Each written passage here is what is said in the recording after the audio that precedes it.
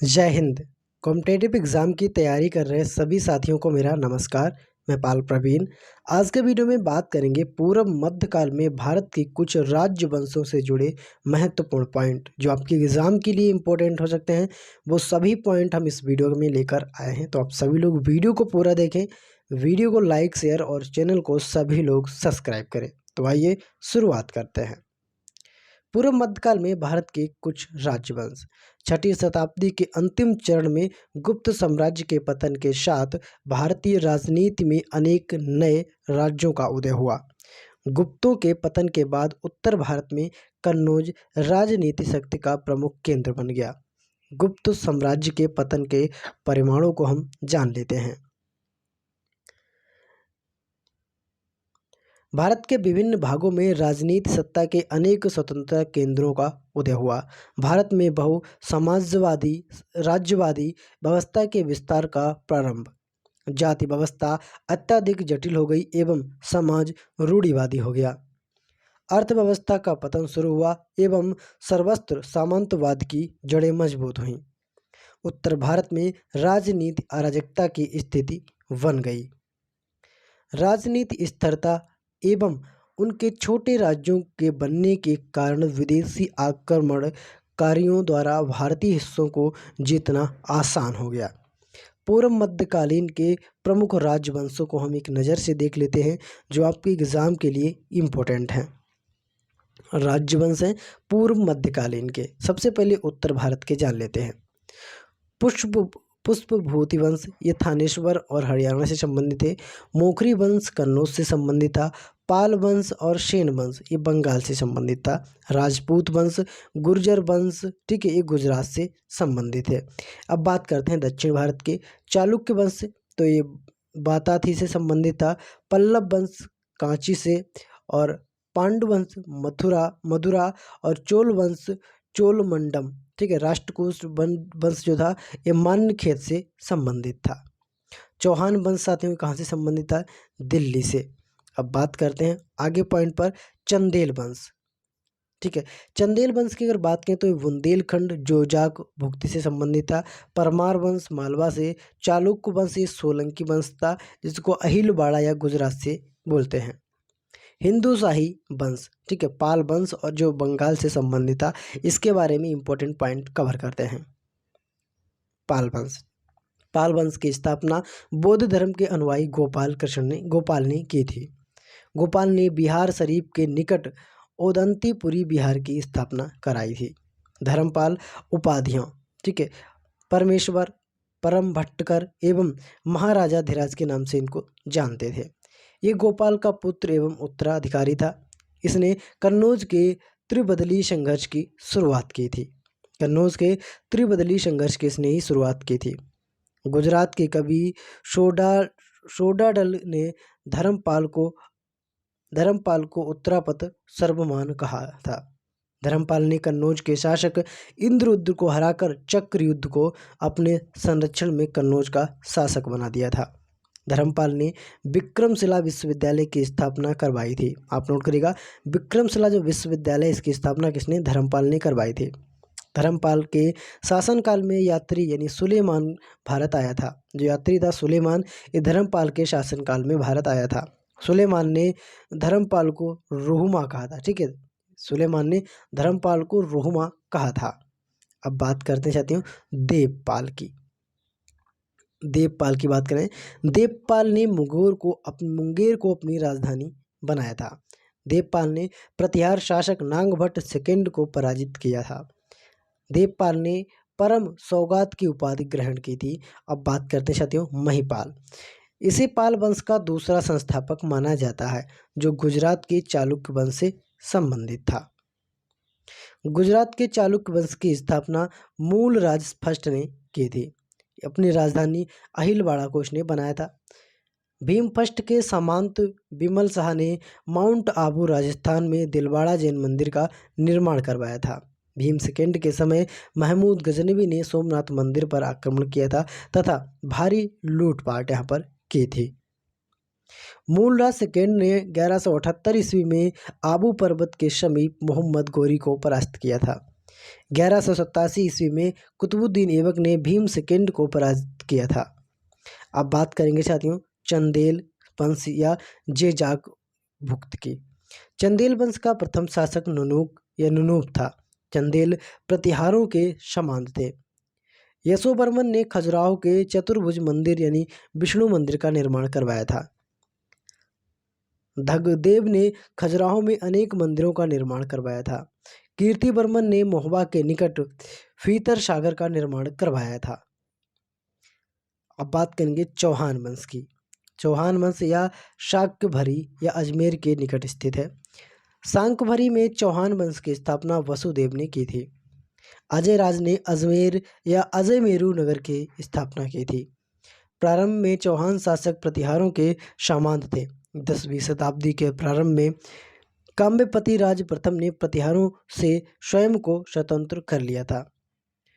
आड़ोराज ने अजमेर के निकट सुल्तान महमूद की सेना को पराजित कर दिया था। अणुराज ने दिल्ली, बुंदेलखंड एवं पंजाब के कुछ हिस्सों को जीता था, परंतु गुजरात के चालुक्य शासक द्वारा पाल ने इसे हरा दिया था। अब बात करेंगे बृहद्राज की। विग्रहराज चतुर्थ की, जिसे बीसल देव भी कहते हैं, ने कुमार पाल को हराकर दिल्ली पर पुनः अधिकार कर लिया था। पृथ्वीराज सेकंड की बात करें, पृथ्वीराज चौहान इसका अन्य नाम राय पिथौरा भी कहते हैं। ये सोमेश्वर का पुत्र था जो 1178 ईस्वी में दिल्ली की गद्दी पर बैठा था। 1182 ईस्वी में पृथ्वीराज चौहान एवं चंदेल शासक परिमार देव के बीच युद्ध हुआ। इसमें परिमार देव की पराजय हुई तथा परिमार देव के लोक प्रसिद्ध सेना नायक अल्लाउद वीरगति को प्राप्त हुए थे। अलाउद्दीन इसमें वीरगति को प्राप्त हुए थे, जो इनके परमदेव के लोकप्रिय सेनानायक थे। अलाउद्दीन शाह वीरगति को प्राप्त हुए थे। तराइन का प्रथम युद्ध सन 1191 ईस्वी में मोहम्मद गोरी एवं पृथ्वीराज चौहान के बीच तराइन का प्रथम युद्ध हुआ। इस युद्ध में मोहम्मद गोरी बुरी तरह पराजित हुआ एवं घायल हुआ तथा अपनी सेना के साथ वापस चला गया। तराइन का द्वितीय युद्ध 1192 में हुआ। सन 1192 ईस्वी को पुनः मोहम्मद गोरी एवं पृथ्वीराज चौहान के बीच युद्ध हुआ, परंतु गोरी ने कुछ समय बाद प्रातःकाल में चौहान की सेना पर आक्रमण किया। सेना को हमले का आभास नहीं था, अतः चौहान की हार हुई और एवं चौहान को बंदी बना लिया गया था। तराइन के द्वितीय युद्ध में पृथ्वीराज चौहान की हार के कारण जान लेते हैं। तराइन के प्रथम युद्ध में गोरी की भागती सेना का पीछा कर उसकी शक्तियों को छेड़ करना, अर्थात गोरी की शक्ति पूरी तरह समाप्त करना। संयोगिता के कारण प्रेम प्रसंग में व्यस्त रहकर आगामी हमले का आभास न करना। राजपूतों की वंशगत पृष्ठता का अपने राज्यों के हित को सर्वोपरि मानने के कारण उनकी आपसी ईसाइयों तथा वैमनस्यता को लाभ मोहम्मद गोरी को मिला था। तराइन के द्वितीय युद्ध से पहले गोरी से समझौता या वार्ता के संपूर्ण काल में पृथ्वीराज ने अपनी सेना के युद्ध के लिए सतर्क नहीं किया। अब बात करते हैं संयोगिता के प्रकरण। संयोगिता प्रकरण। संयोगिता एवं पृथ्वीराज चौहान के प्रेम प्रसंग की जानकारी चंद्रबरदाई, अबुल फजल तथा चंद्रशेखर के लेखकों से मिलती है, परंतु कुछ इतिहासकार इसे केवल एक कहानी मानते हैं। संयोगिता गढ़वाल के शासक जयचंद्र की पुत्री थी तथा पृथ्वीराज के साथ संयोगिता का प्रेम था। जयचंद्र एवं पृथ्वीराज के बीच शत्रुता थी। इसी शत्रुता के कारण जयचंद्र ने ही मोहम्मद गोरी को पृथ्वीराज पर आक्रमण करने के लिए आमंत्रित किया था।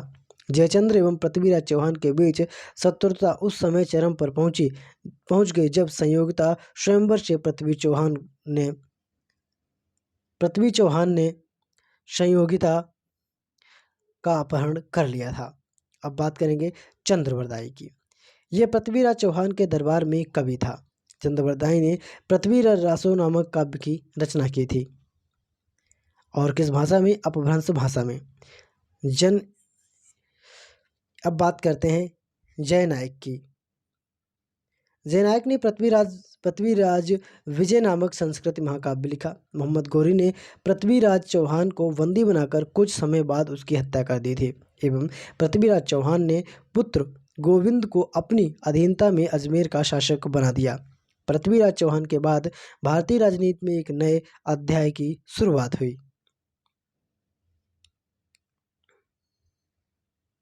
राष्ट्रकूट वंश यहाँ से स्टार्ट होता है। राष्ट्रकूटों में अभिलेख में उनका मूल स्थान लट्टूर या लातूर वादीर जिला माना गया है, किंतु बाद में लचीपुर, एलिचपुर या बरार में इस वंश का राज्य स्थापित हुआ। दंतीदुर्ग राष्ट्रकूटों के स्वतंत्र राज्य की स्थापना दंतीदुर्ग ने की थी। इसने अपनी राजधानी मान्यखेत बनाई। इसने चालुक्य शासक कीर्ति वर्मन को पराजित कर दिया था। इसकी घोषणा चालुक्य शासक विक्रमादित्य ने उसे पृथ्वी वल्लभ और खंडवा लोक की उपाधि दी। दंतीदुर्ग ने महाराजा धीराज परमेश्वर और परम भट्टाकर की उपाधि धारण की। दंतीदुर्ग ने हिरणावरगादन नामक महायज्ञ किया। कृष्ण फर्स्ट के बारे में जानते हैं। कृष्ण प्रथम ने द्रविड़ शैली के एलोरा के प्रसिद्ध कैलाशनाथ मंदिर का निर्माण कराया। कृष्ण प्रथम ने चालुक्य राज्य का अस्तित्व समाप्त कर दिया था। गोविंद थर्ड के बारे में जान लेते हैं साथियों। इसने पल्लवों, पांडवों, केरलों तथा नंग राजाओं के संघ को नष्ट कर दक्षिण में अपनी सार्वभौम सत्ता स्थापित की। अमोघ वर्ष के बारे में जानते हैं। यह राष्ट्रकूटों का अंतिम महान शासक था। अमोघ वर्ष ने कन्नड़ भाषा में कविराज मार्ग तथा प्रश्नोत्तर मलिक की रचना की थी। दरबारी कवि जिनसेन ने आदि पुराण की रचना की थी और शाक्यटायन ने अमोघ वृत्त की रचना की थी। महावीर रचाय ने गणित सार संग्रह की रचना की थी। राष्ट्रकूटों का राज्य चिन्ह क्या था? तो इनका राष्ट्रीय चिन्ह गरुड़। राष्ट्रकूटों की मुद्राएं क्या थीं? कंजल और गयंक कसु साथियों इनकी ये मुद्राएं थीं। साथियों टॉपिक कैसा लगा कमेंट करके हमको ज़रूर बताएं। जिन लोगों ने चैनल को सब्सक्राइब नहीं किया तो सभी लोग चैनल को सब्सक्राइब करें। मिलता हूँ अगली वीडियो में, तब तक के लिए जय हिंद।